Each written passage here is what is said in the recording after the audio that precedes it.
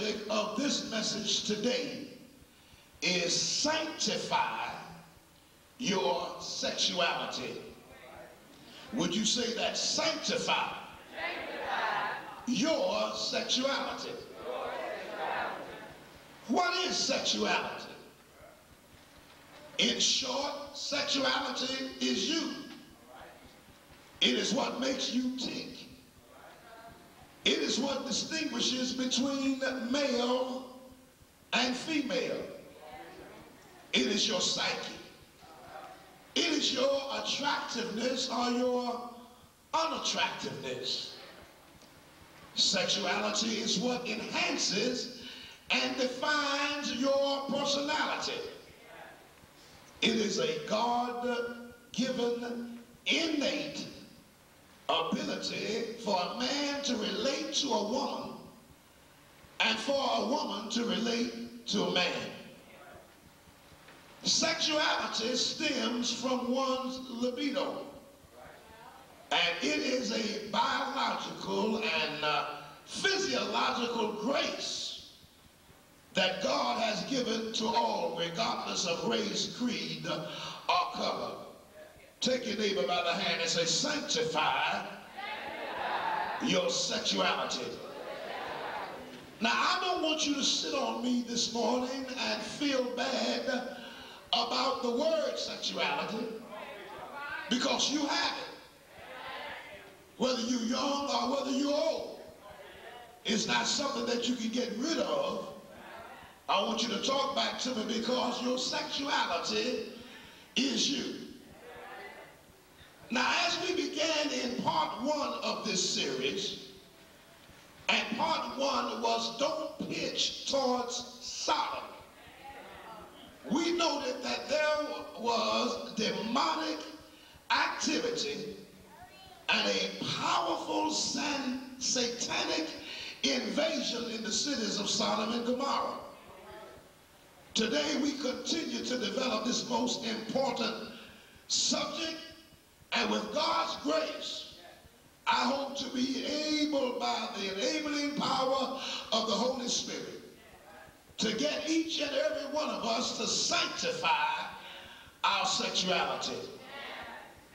Why is our sexuality so important? Why does Satan attack our sexuality as he did the inhabitants of the land of Sodom and Gomorrah? If because we are saved and filled with the Holy Spirit, does our sexuality leave us? And bear in mind, before you get quiet and take a nap, or even suggest that the pastor's talking nasty this morning, that everybody has sexuality. Because sexuality makes you what you are. Satan attacked the sexuality of the men of Sodom and Gomorrah. And Satan has attacked the sexuality of Americans and the citizens around the world.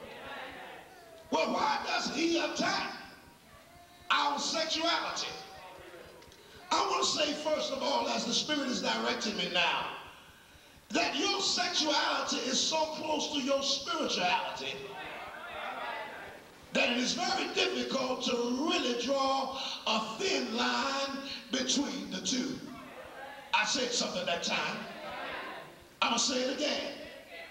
Your sexuality is so close, so joined to your spirituality, that it's difficult to draw a straight line or a thin line between the two.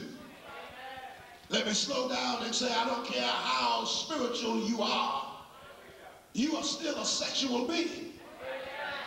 And let the converse be true. No matter how sexual you are, it will not keep you from becoming all spiritually that the Lord would have you be. Why does Satan attack our sexuality? First of all, because it is the distortion of our God-given identity. The devil does not want you and I to be what God intended that we be. He does not want you to live as God created you to live. Satan distorts our sexuality so that he can